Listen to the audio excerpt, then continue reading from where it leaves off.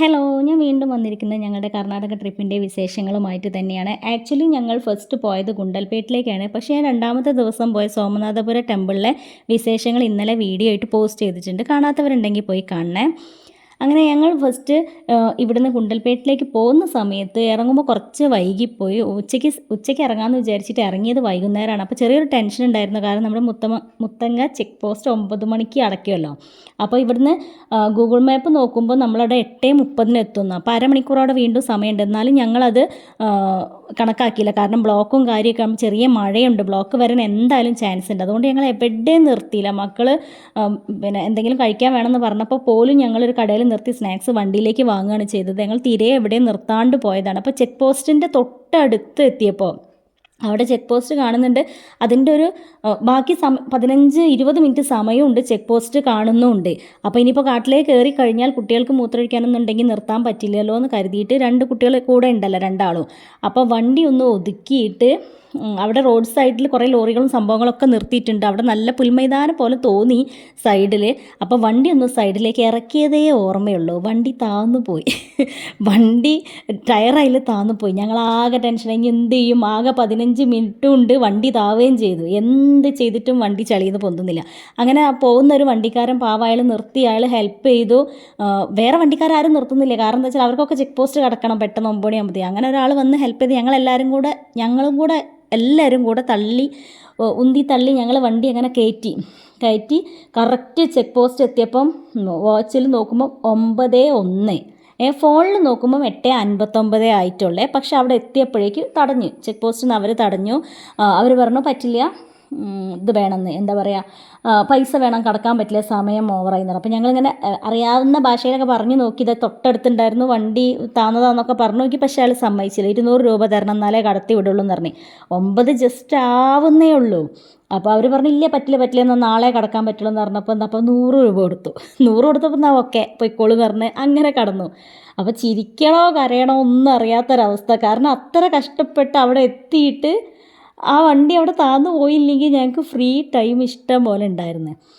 അങ്ങനെ ഞങ്ങൾ ഗുണ്ടൽപേട്ട് എത്തിയപ്പോൾ ഒന്നും പറയണ്ട, റൂം കിട്ടാനില്ല. ഈ സീസണാണല്ലോ, ഈ പൂവിൻ്റെ സീസൺ ആയത് കാരണം നാട്ടിലുള്ള എല്ലാ KL വണ്ടിയും ഗുണ്ടൽപേട്ടുണ്ട്. എല്ലാ ഹോട്ടലും ഫുള്ള്. ഗുണ്ടൽപേട്ട് മൊത്തം തപ്പിയിട്ട് ഒരു ഹോട്ടലും കിട്ടാനില്ല. അങ്ങനെ ലാസ്റ്റ് ഒരു മലയാളി അവിടെ കച്ചവടം ചെയ്യുന്ന ആൾ പറഞ്ഞ് കുറേ ഫ്രണ്ടിലേക്ക്, അതായത് മൈസൂർ റോഡിന് തന്നെ പോയിക്കോളൂ, അവിടെ എവിടെയെങ്കിലും റൂം കിട്ടും എന്ന് പറഞ്ഞ്. അങ്ങനെ ഞങ്ങൾ കുറേ 10-15 കിലോമീറ്റർ പിന്നെ മൈസൂർ റോഡിൽ അങ്ങോട്ട് ഓടേണ്ടി വന്നു. അങ്ങനെ പോയപ്പോൾ അവിടെ ഒരു വലിയൊരു കല്യാണ മണ്ഡപമാണ്. അതിൽ തന്നെ റൂംസുള്ള അത്യാവശ്യം നല്ല സൗകര്യമുള്ള കല്യാണ മണ്ഡപവും റൂംസും ഒക്കെ കൂടെ ഉള്ള നല്ലൊരു ഹോട്ടൽ കിട്ടി. അങ്ങനെ അന്ന് അവിടെ സ്റ്റേ ചെയ്തു. പിറ്റേ ദിവസം രാവിലെ ഞങ്ങൾ അവിടെ നിന്ന് ഇറങ്ങി നേരെ ഒരു ഫുഡ് കഴിക്കാൻ വേണ്ടി പോയി. ആ വിശേഷങ്ങൾ ഞാനിപ്പോൾ കാണിക്കാവേ. ഞങ്ങളുടെ കൂടെ ഹസ്ബൻഡിൻ്റെ ഫ്രണ്ടും വൈഫും കൂടെ ഉണ്ടായിരുന്നേ. അങ്ങനെ ഞങ്ങൾ ഫുഡ് കഴിക്കുമ്പോഴുള്ള പ്രശ്നം എന്താ വെച്ചാൽ വേറെ സ്ഥലത്തൊക്കെ പോയി കഴിഞ്ഞാൽ അവിടുത്തെ ഫുഡ് പറ്റാത്തതാണല്ലോ മെയിൻ പ്രശ്നം. അങ്ങനെ ഞങ്ങൾക്ക് ഗ്യാരണ്ടിയുള്ള ഭക്ഷണം എന്തായാലും ദോശയും ഇഡ്ഡലിയൊക്കെയാണല്ലോ. അങ്ങനെ എന്തെങ്കിലും കിട്ടുമോ എന്ന് അറിയാൻ വേണ്ടിയുള്ള സെർച്ചിങ്ങിലായിരുന്നു. ഭാഗ്യത്തിന് ഞങ്ങൾ നല്ലൊരു തിരക്കുള്ളൊരു തട്ടുകട മോഡലൊരു കട കണ്ടു. അപ്പോൾ അവിടെ പോയി നോക്കിയപ്പോൾ നല്ല എന്താ പറയുക, ഇഡ്ഡലിയാണോ ദോശയാണോ എന്ന് പറയാൻ പറ്റില്ല, ദൊഡ്ഡലി എന്നൊക്കെ പറയാം. അങ്ങനെ ഒരു പരന്ന നല്ല സോഫ്റ്റ് ഇഡ്ഡലിയും ദോശയും കിട്ടി. പിന്നെ അപ്പോൾ അവിടുന്ന് മോക്കൊക്കെ വാരിക്കൊത്തി ഇരിക്കാനുള്ള സ്ഥലം വല്ലാണ്ട് ഇല്ല കേട്ടോ. അവിടെ അത്രയും തിരക്ക്. അവിടെ എന്തൊക്കെയോ സാധനങ്ങളുണ്ട്. അവിടെ ഉപ്പുമാവൊക്കെ പലതരത്തിലൊക്കെ രാവിലെ ഓരോരുത്തർ കഴിക്കുന്നുണ്ട്. അപ്പോൾ അതൊന്നും നമുക്ക് കഴിച്ചാൽ എങ്ങനെ ഉണ്ടാവും എന്ന് അറിയാത്തതുകൊണ്ട് പിന്നെ അതിനൊന്നും ട്രൈ ചെയ്തില്ല. ഞങ്ങൾ ദോശയും ഇഡ്ഡലിയും തന്നെയാണ് വാങ്ങിയത്. പിന്നെ പൂരി അങ്ങനെയുള്ള സംഭവങ്ങളൊക്കെ ഉണ്ട്. അപ്പം ഞങ്ങൾ ഇത്രയും പേര് ദോശയും ഇഡ്ഡലിയും കഴിച്ചിട്ട് ഞങ്ങൾക്ക് ആകെ അവിടെ നിന്ന് ആയത് 170 രൂപയാണ്. അത് ഞങ്ങൾക്ക് ഭയങ്കര ഒരു സന്തോഷമായി. കാരണം നമ്മൾ പുറത്ത് പോകുമ്പോൾ ഫുഡിനാണല്ലോ ഭയങ്കര എക്സ്ട്രാ ചിലവ് വരിക, അത് ഭയങ്കര പൈസയാണല്ലോ വരിക. അപ്പോൾ അവിടെ നിന്ന് ഞങ്ങളെല്ലാവരും കൂടെ ഈ ഇഡ്ഡലിയും ദോശയൊക്കെ കഴിച്ചിട്ടും 5 പ്ലേറ്റ് എങ്ങാനും ഞങ്ങൾ വാങ്ങിയിട്ടുണ്ട്. എന്നിട്ട് ഞങ്ങൾക്കായത് 170 രൂപയാണ്. അവിടെ നിന്ന് തന്നെ ഞങ്ങൾ എന്ത് ചെയ്തു, ഉച്ചത്തേക്കുള്ള ഭക്ഷണം ഞങ്ങൾ അവിടെ നിന്ന് തന്നെ വാങ്ങി. അവിടെ ഉച്ചത്തേക്കുള്ള ഭക്ഷണമൊക്കെ അവിടെ പാഴ്സൽ ചെയ്ത് കൊടുക്കുന്നുണ്ട്. സാദാ ചോറും പിന്നെ സാമ്പാറും വാങ്ങി. രണ്ട് ആൾ ബിരിയാണി പോലത്തെ എന്തോ ഒരു മഞ്ഞ ചോപ്പ് എന്തോ റൈസും വാങ്ങി. ഞാൻ സാദാ ചോറും വാങ്ങി. അങ്ങനെ പക്ഷെ അവിടെ ചായ ഉണ്ടായിരുന്നില്ല കേട്ടോ. ചായൻ്റെ കടികൾ മാത്രമേ ഉണ്ടായിരുന്നുള്ളൂ. അപ്പോൾ പുറത്തിറങ്ങി ചായ രാവിലെ കുടിക്കാൻ ഞാൻ ഒരു ഉഷാറുണ്ടാവില്ലല്ലോ. അങ്ങനെ പുറത്തിറങ്ങി ഒരു ഹിന്ദി ചെക്കൻ, ഒരു കുട്ടി ചെക്കൻ അവിടെ ചായ വെക്കുന്നുണ്ടായിരുന്നു. അവിടെ നിന്ന് ഓരോ ചായയും കുടിച്ച് ഞങ്ങൾ നേരെ ഗുണ്ടൽപേട്ടിലെ പൂക്കൾ ഞങ്ങളിപ്പോൾ ഇത്രയും 10-15 കിലോമീറ്റർ ഇങ്ങോട്ട് ഓടിയല്ലോ, അവിടെ കണ്ടോ പുനീത്തിൻ്റെ ഫോട്ടോ ഒക്കെ അവിടെ എല്ലായിടത്തും ഉണ്ട്.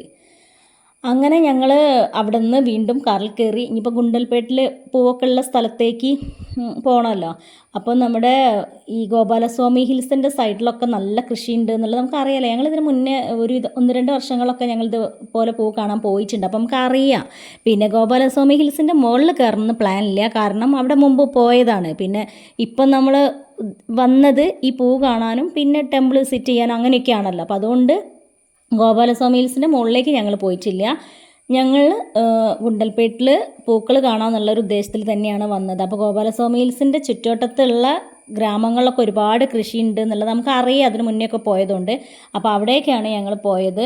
അപ്പോൾ ഈ പോകുന്ന റൂട്ടിലേ പൂപ്പാടങ്ങൾ കാണുന്നുണ്ട്, പക്ഷെ ഞങ്ങൾ എവിടെയും നിർത്തിയില്ല. കുറേ കൂടെ മുന്നോട്ട് നല്ലത് കാണുമ്പോൾ നിർത്താമെന്നുള്ള രീതിയിൽ ഞങ്ങൾ മുന്നോട്ട് പോയി. ഈ ഒരു റൂട്ടിൽ കയറുമ്പോൾ തന്നെ നമുക്ക് ഇൻസ്റ്റാഗ്രാം തുറന്ന പാടെ കാണുന്ന ഒരുപാട് റീൽസിൽ കാണുന്ന സ്ഥലങ്ങൾ ഇങ്ങനെ കാണാം അല്ലേ. നമ്മുടെ ക്യാമറയിലൊന്നും അത് അത്ര ഭംഗിയൊന്നുമില്ല, നല്ല രീതിയിൽ ക്യാപ്ചർ ചെയ്യുന്ന ആളുകൾക്ക് അത്രയും വീഡിയോ എടുക്കാൻ പറ്റിയ സ്ഥലമാണ്. എന്നെക്കൊണ്ട് അതിനൊന്നും പറ്റിയിട്ടില്ല. ഒന്നാമത് ഈ കാറിൽ എൻ്റെ മടിയിൽ മോളും അത് ഇളകി ഒരു വഴിക്കായി. എന്തൊക്കെയോ അവിടെ നിന്ന് കാണുന്ന ഭംഗിയൊന്നും ഞാൻ വീഡിയോയിൽ എടുത്തപ്പോൾ എനിക്ക് തോന്നിയിട്ടില്ല. ഓരോരുത്തർ ഇൻസ്റ്റാഗ്രാമിലെ വീഡിയോസൊക്കെ കാണുമ്പോൾ ഈ റോഡ് അത്രയും ഭംഗിയായിട്ട് ഫീൽ ചെയ്യാറുണ്ട്. അങ്ങനെ എങ്ങനെയൊക്കെയോ തട്ടിമുട്ടി ഞാനെടുത്ത വീഡിയോസാണ് ഇതൊക്കെ. അത്ര നന്നായിട്ടൊന്നുമില്ല എന്ന് എനിക്ക് തന്നെ അറിയാം, പക്ഷേ എൻ്റെ ഒരു സമാധാനത്തിന് ഞാൻ അതൊക്കെ ഇവിടെ പോസ്റ്റ് ചെയ്യുന്നുണ്ട്. അങ്ങനെ ഞങ്ങൾ ആ ഒരു ഭംഗിയൊക്കെ ആസ്വദിച്ച് ഇങ്ങനെ പോയി കണ്ടു. 2 സൈഡിലും പൂപ്പാടങ്ങൾ കാണുന്നുണ്ട്, ഓറഞ്ച് കളറിലും മഞ്ഞ കളിലും ഒക്കെ ഇങ്ങനെ സ്ഥലങ്ങൾ കാണുന്നുണ്ട്. പക്ഷെ അവിടെ ഒന്നും നിർത്താണ്ട് കുറച്ച് എന്തൊക്കെയോ പ്രതീക്ഷയിൽ കുറേ കൂടെ മുന്നോട്ട് ഇങ്ങനെ പോകുന്ന സമയത്ത് കുറേ ക്യൂ കാണുന്നുണ്ട്. അതാണ് കോമഡി. മറ്റേ ഗോപാലസ്വാമി ഹിൽസിലേക്ക് കയറാനുള്ള ആളുകൾ എവിടെ വരെ ക്യൂ ഉണ്ടെന്ന് പറയും. 1 കിലോമീറ്റർ ദൂരം മുതലേ അവരെ ക്യൂ ആരംഭിച്ചിട്ടുണ്ട്. അതാണ് രസം. ഇവരൊക്കെ എപ്പോൾ ബസ് വന്ന് കയറി പോവാനല്ലേ, അത്രയും ആളുകൾ അവിടെ നിൽക്കുന്നുണ്ടായിരുന്നു. പിന്നെ KSRTC അവിടുത്തെ അവർ KSRTC ബസ്സിൽ മാത്രമല്ല അവർ കയറ്റുള്ളൂ. എത്ര ട്രിപ്പിനുള്ള ആളുകളാണ് ഇവിടെ ഉള്ളതെന്നറിയാം. ഈ കാണുന്ന ജനങ്ങൾ മുഴുവൻ ഗോപാലസ്വാമി ഹിൽസിലേക്ക് ഉള്ള KSRTC കാത്തു നിൽക്കുക. അതും വെയിലത്താണ് ഇവർ നിൽക്കുന്നത്, അതോർക്കണം. ഇവിടെ വണ്ടി നിർത്തിയിട്ട്, പക്ഷെ വേറൊരു കോമഡി അതല്ല. പിന്നെ ചില ട്രാവലർ നേരെ മുന്നിൽ പോയിട്ട് നിർത്തിയിട്ട് അതിന്ന് 10-50 ആൾക്കാർ ഇറങ്ങിയിട്ട് 10-12 ആൾക്കാർ ഇറങ്ങിയിട്ട് ആ വരിയിൽ ഫ്രണ്ടിൽ അവിടെ നിൽക്കും. ഈ ബാക്കിൽ നിൽക്കുന്ന ആൾക്കാർ അവിടെ ബാക്കിൽ തന്നെ, ഇവരിതൊന്നും അറിയുന്നില്ല. അങ്ങനെ ഞങ്ങൾ അവിടെ നിന്ന് മെയിൻ എൻട്രൻസ് കയറാതെ ലെഫ്റ്റിലോട്ടുള്ള റോഡുണ്ട്, റൈറ്റിലേക്കുള്ള, അവിടുന്ന് റൈറ്റിലേക്കുള്ള റോഡിന്, ആ ഗ്രാമങ്ങളിലേക്കുള്ള റോഡിന് ഞങ്ങൾ പോയി. അവിടെ പൂക്കൃഷീനേക്കാളും കൂടുതൽ വേറെ പല കൃഷികളും അവിടെ കാണാൻ പറ്റുമല്ലോ. ഉരുളക്കിഴങ്ങ്, ഉള്ളി, അങ്ങനെയുള്ള പല സംഭവങ്ങളും അവിടെ ഉണ്ട്. അപ്പോൾ അതൊക്കെ ഇങ്ങനെ കണ്ടുകൊണ്ട് ഇങ്ങനെ അതിലൂടെ യാത്ര ചെയ്തു. പക്ഷെ ഞങ്ങൾ ഒരുപാട് സ്ഥലത്ത് ഞങ്ങൾ കണ്ടു കേട്ടോ, പിന്നെ ആൾക്കാർ കാണുന്നതും ഫോട്ടോ എടുക്കുന്നതൊക്കെ കണ്ടു. പക്ഷെ ഞങ്ങൾ അവിടെയൊന്നും നിർത്തിയില്ല. അങ്ങനെ ഞങ്ങൾ കുറച്ചുകൂടെ മുന്നോട്ട് പോയപ്പം അവിടെ ഒരു ആൾക്കാരൊന്നും ഇല്ലാത്തൊരു പൂത്തോട്ടം കണ്ടു.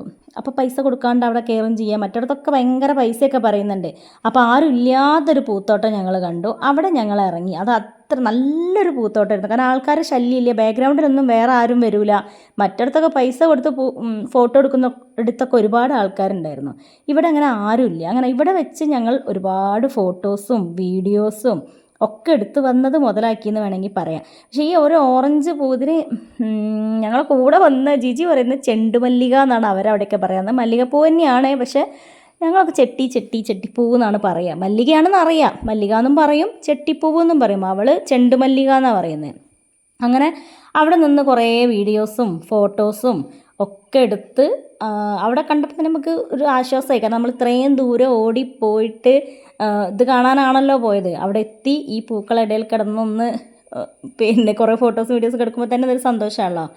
അങ്ങനെ ഞങ്ങൾ അവിടെ നിന്ന് കുറേ കഴിഞ്ഞ് ഞങ്ങൾ അവിടെ നിന്ന് ഇറങ്ങി നേരെ പോയത് സൺഫ്ലവർ കാണാനാണ്. സൂര്യകാന്തി തോട്ടം. പക്ഷേ ഞങ്ങൾ പൈസ കൊടുത്തിട്ടാണ് കേട്ടോ കയറിയത്. ഒരാൾക്ക് 20 രൂപ.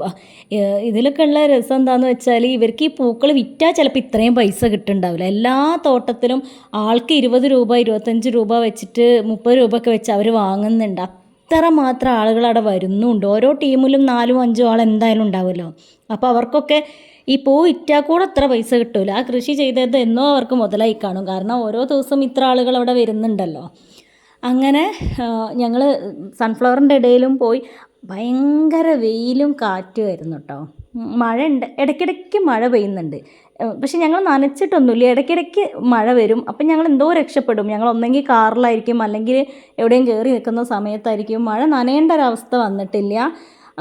അതുകൊണ്ട് തന്നെ വെയിലിന് ചൂടുണ്ടോ എന്ന് ചോദിച്ചാൽ ഇല്ല. എന്നാലും വെയിൽ കൊണ്ട് കണ്ണുറക്കാൻ പറ്റാത്തൊരവസ്ഥയായിരുന്നു ഇവിടെ എത്തിയപ്പോൾ. വെയിലും അതുപോലെ കാറ്റ്, എന്ത് കാറ്റാ. പൂക്കളൊക്കെ ഇളകുന്നത്, എൻ്റെ ഷോളൊക്കെ പറക്കുന്നത് കാണുമ്പോൾ തന്നെ എനിക്ക് മനസ്സിലാവുമല്ലോ, അത്രയ്ക്ക് കാറ്റായിരുന്നു അവിടെ. അങ്ങനെ അവിടെ നിന്നും ഇതേപോലെ നമ്മൾ പോയ കാര്യം സാധിച്ചു. കുറേ ഫോട്ടോസും വീഡിയോസൊക്കെ എടുത്ത് ഒക്കെ കഴിഞ്ഞ് ഇവിടെ എഡിറ്റ് ചെയ്യാൻ വേണ്ടി ഞാൻ ഫോൺ എടുത്ത് നോക്കിയപ്പോൾ എൻ്റെ മോളെ ഒരു സെൽഫി വീഡിയോ കാണുന്നത്. ഞാൻ അവിടുന്ന് കണ്ടിട്ടില്ല അവളിത് എടുത്തതൊന്നും. അപ്പോൾ ഞാനിങ്ങനെ എടുക്കുന്നതൊക്കെ കണ്ടിട്ടായിരിക്കും ഭയങ്കര സംഭവമാക്കിയിട്ട് സ്റ്റൈലാക്കിയിട്ട് വീഡിയോ ഒക്കെ എടുത്ത് വെച്ചിട്ടുണ്ട്. അങ്ങനെ അവിടുന്ന് കുറച്ചുകൂടെ ഫോട്ടോസും കാര്യങ്ങളൊക്കെ എടുത്തിട്ട് ഞങ്ങൾ അവിടെ നിന്നും പോന്നു. പക്ഷേ ഇത്തവണ പോയപ്പോൾ ഞങ്ങൾ ജമന്തിപ്പൂ കണ്ടതേ ഇല്ല. ഞങ്ങൾ ഒരുപാട് അങ്ങോട്ടും ഇങ്ങോട്ടൊക്കെ ഓടി നോക്കി, ജമന്തിപ്പൂ കണ്ടതേ ഇല്ല. കഴിഞ്ഞ പ്രാവശ്യമൊക്കെ പോയപ്പോൾ 2-3 കളർ ജമന്തി കണ്ടിട്ടുണ്ടായിരുന്നു, ചെട്ടിപ്പൂ തന്നെ മഞ്ഞ കണ്ടിട്ടുണ്ടായിരുന്നു. ഇപ്രാവശ്യം വെറും വാട്ടർ മല്ലികയും സൺഫ്ലവറും പിന്നെ അതേപോലെ ഈ ഓറഞ്ച് ചെട്ടിയും മാത്രമേ കണ്ടിട്ടുള്ളൂ. അങ്ങനെ ചെറിയൊരു നിരാശ ഉണ്ടായിരുന്നു. എന്നാലും ഞാൻ പറഞ്ഞല്ലോ, ഗുണ്ടൽപേട്ടിൽ പൂക്കൾ കാണാൻ വേണ്ടി മാത്രമല്ല, വേറെ ഒരു അമ്പലത്തിൽ കൂടെ പോകണമെന്നൊക്കെ വിചാരിച്ച് പോയതുകൊണ്ട് സമാധാനിച്ചു. അങ്ങനെ ഞങ്ങൾ തിരിച്ചു പോന്നു. അപ്പോൾ ഇനി വേറെ അവിടെ ഞങ്ങൾ പ്രതീക്ഷിക്കാണ്ട് വേറൊരു സ്ഥലത്തും കൂടെ പോയി. അതിൻ്റെ വിശേഷങ്ങൾ ഞാൻ അടുത്ത വീഡിയോയിൽ പറയാം കേട്ടോ. ഓക്കെ, അപ്പോൾ bye. Thank you for watching. Sub ചെയ്യാത്തവരുണ്ടെങ്കിൽ എന്നെ സബ്സ്ക്രൈബ് ചെയ്തിട്ട് സപ്പോർട്ട് ചെയ്യണേ. Okay, by.